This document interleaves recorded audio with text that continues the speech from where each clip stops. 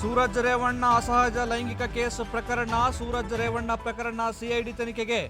ಬೆಂಗಳೂರಿನಲ್ಲಿ ಗೃಹ ಸಚಿವ ಜಿ ಪರಮೇಶ್ವರ್ ಹೇಳಿಕೆ.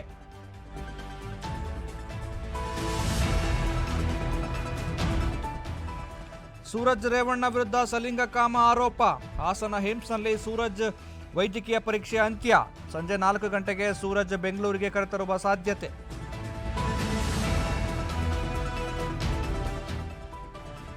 ನಾಳೆ ಎನ್ಡಿಎ ಸರ್ಕಾರದ ಮೊದಲ ಅಧಿವೇಶನ. 18ನೇ ಲೋಕಸಭೆಯ ಮೊದಲ ಅಧಿವೇಶನ.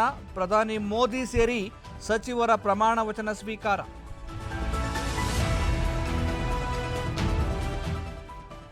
ಸೇವ್ ಸಂಡೂರು ಅಭಿಯಾನಕ್ಕೆ ಪ್ರಾಥಮಿಕ ಗೆಲುವು. ಗಣಿಗಾರಿಕೆಗೆ ನೀಡಿದ್ದ ಅರಣ್ಯ ಅನುಷ್ಠಾನಗೊಳಿಸುವಂತೆ ಟಿಪ್ಪಣಿ. ಪರಿಸರ ಮತ್ತು ಅರಣ್ಯ ಸಚಿವ ಈಶ್ವರ್ ಖಂಡ್ರೆ ಟಿಪ್ಪಣಿ.